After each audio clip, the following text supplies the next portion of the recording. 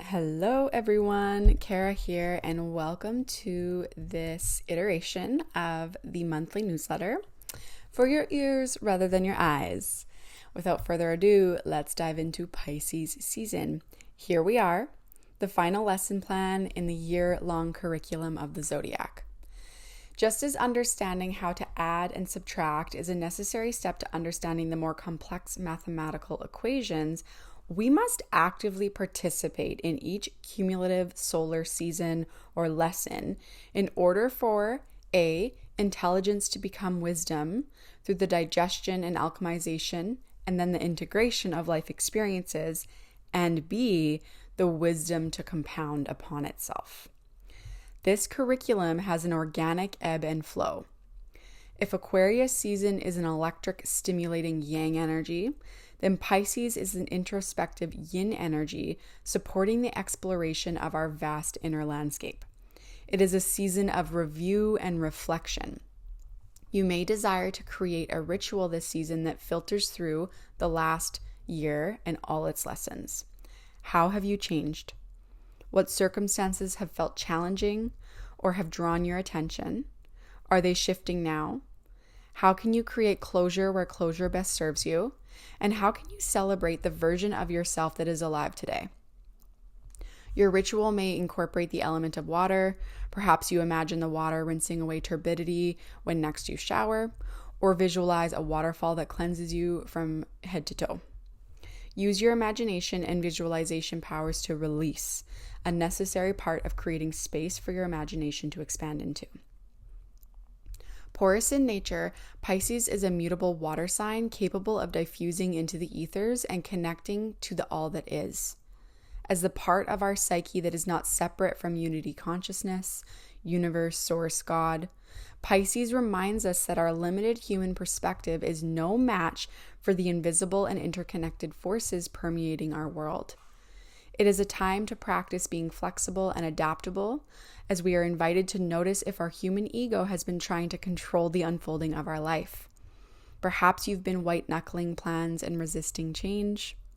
Where can you surrender even 1% more? Can you lean into trust that the vast network of intelligence, universe, source, God, has greater vision and better plans than your human mind could possibly fathom?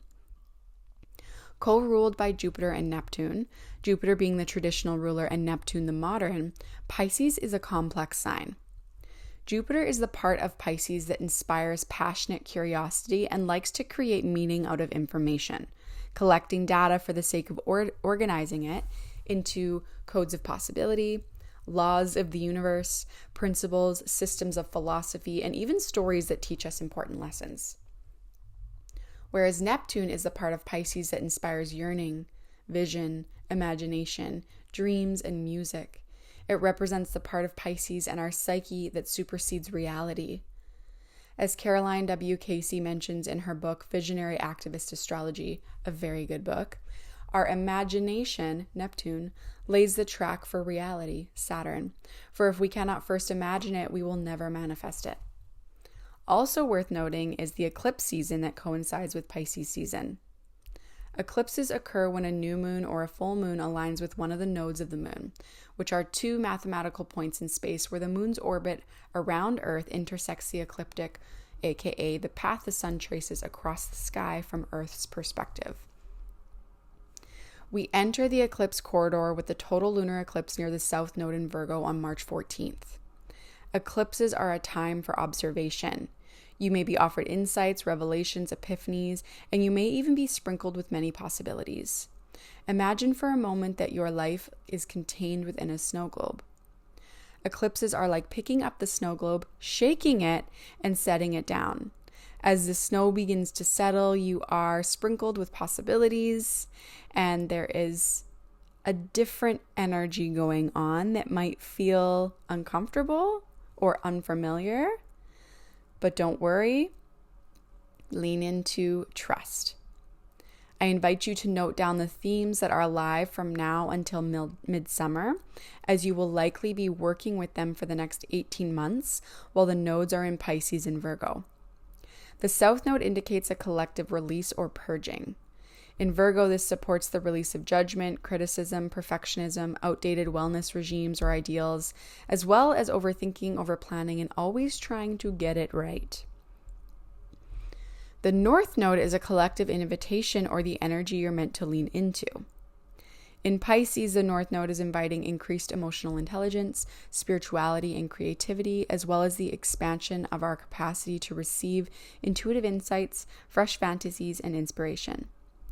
It is a powerful time for journaling and dream work, both regarding interpretation of dreams and the conscious dream work that serves to inspire the future we desire to create. Meditate. And if you cannot meditate, meditate longer. If your natal sun is in Pisces, you are compassionate, kind, empathetic, intuitive, and potentially a little passive. You may be drawn to poetry, art, music, and definitely non-linear learning, going with the flow of life rather than marching a firm path. You may be someone who prefers your dreams to reality, easily dissolving into your imagination and perhaps lingering there a little too long. You can incorporate the magic you so easily wield into your mundane life by walking the very thin line between your fantasy realm and your reality. Notice the similarities that they both contain. It's a practice. If your natal moon is in Pisces, you may have trouble determining where you end and the other begins. Your empathic ability can be an incredible gift, helping you to adapt and flow with the invisible intelligence of life. It can also be an incredible challenge. A necessary part of your evolution involves establishing boundaries while maintaining your compassion.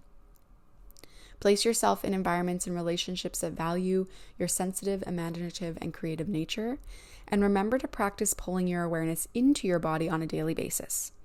It is recommended that you regularly and routinely notice your mood or emotions and check in with whether or not they are indeed yours. If they are not, you will notice a shift, an unweaving or unhooking of sorts that you may reacquaint yourself with what is actually yours. If your natal ascendant is in Pisces, you are evolving to embody kindness, non-judgment, and compassion. You've likely operated your whole life with a special kind of wisdom, the core of you created with the understanding that you are not separate, that there is a consciousness in all things and interconnectedness between all beings. It is incredibly important for you not to self-sacrifice. Boundaries will help prevent you from becoming or staying a martyr, and devotion to grounding will support you to resist the tendency or temptation to drift away. Your intuition is a gift to the collective, and your mission on earth cannot be completed without committing to the physical vessel that carries you. Now we can look to the eastern horizon, the left part of our chart, to our ascendant sign to learn more about the part of our life impacted most by this Pisces season. If you have an Aries ascendant, you're likely working with mental and emotional health, spirituality, or karma. If you have a Taurus ascendant, you're likely working with community, networks, friends, and future plans. If you have a Gemini ascendant, you are likely working with your career or mission, your public reputation, who you are outside of the home, how others view you, your achievements, and self-recognition. If you have a Cancer ascendant, you are likely working with higher education, spirituality or philosophy, distant travels, traveling plans, or teaching. Potentially publishing too.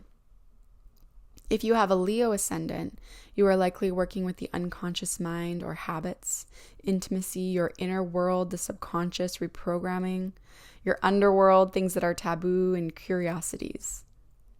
If you have a Virgo ascendant, you're likely working with your one-on-one relationships, contracts, partnerships, your marriage. With a Libra ascendant, you're likely working with mundane day-to-day life, daily routines and rituals, and your health. With a Scorpio ascendant, you might be working with children or your inner child, things that are creative, fun, joyful, romantic, and playing with your hobbies.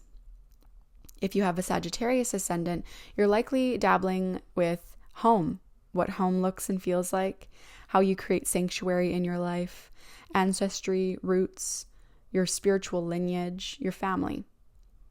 With a Capricorn ascendant, you are likely working with communication, bite-sized learning, letting yourself dabble in many different topics, not needing to master any, but being curious with many different things, potentially siblings and your tribe, who you consider your tribe.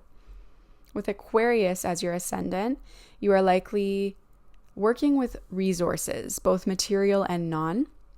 This could be financial investments, things that you are investing your money and time into over long periods of time, what you value, and non-material resources such as self-worth and confidence. Now, with a Pisces ascendant, this is all about self-image, your identity, your vitality, and your health.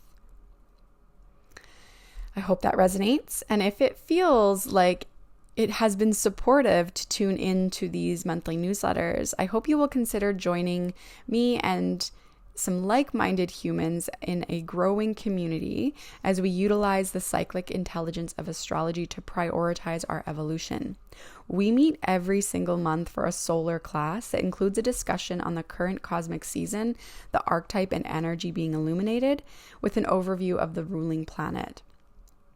It's an opportunity for inner inquiry through guided meditation and journal prompts, and it's a space to be held through the inevitable contractions this life offers and also celebrated through your expansions. We also have separate office hours that are held each month. These classes are $22 and they're a lot of fun. They help us keep our consciousness on the pulse of our evolution. Our next solar class is on March 5th, next Wednesday at 6 p.m. PST, and office hours are held on March 19th at 6 p.m. PST. Bring your journal and your pen. You can register with the link below or in the newsletter if you've received that as well. If you like what you're hearing, we also have a Venus retrograde masterclass covering the period of time that Venus is going backwards in the sky from March 1st until April 12th. Our inner Venus is under review, and we are invited to refine and shed distortions around love, value, desire, and we will be supported to align with her power and her potency. Venus moves beyond love and beauty. She is a frequency, a harmonic resonance of magnetism, self-worth, and embodied pleasure. Attuning to Venus's highest expression means reclaiming your worth, deepening your relationships, and embracing the art of sacred receiving. When we move in rhythm with Venus, we step into a state of attraction, authenticity, and effortless abundance. This is a 90-minute masterclass held over Zoom on March 13th at 6 p.m. PST. It includes a discussion of all things Venus, the signs that she has an affinity for, Taurus, and Libra. It is a guided meditation that offers space to see what your current relationship with Venus is and how you want to call her more deeply into your life. This is space to journal and reflect, and you will receive a recording that will be sent out afterwards. Bring your journal and your pen. You can register in the link below or on the newsletter if you receive that.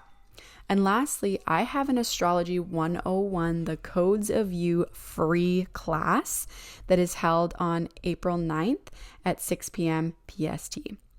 This class is super fun and it dives into the different layers as we interpret the language of astrology for our own unique natal chart. I hope to see you at any or all of those classes. You can reach me at kara@elementsofevolution.com if you want to send me an email. You can also find me on Instagram at kara.liebrock. That is Liebrock. Reach out, share your insights. How does this work support you? I'm always happy to nerd out about astrology and love hearing from you. If there's something that you want to hear more of, or you have astrology questions or questions about life and you're curious how astrology can help answer those questions, please don't hesitate to reach out. Let's have fun with it and enjoy the rest of your incredible day.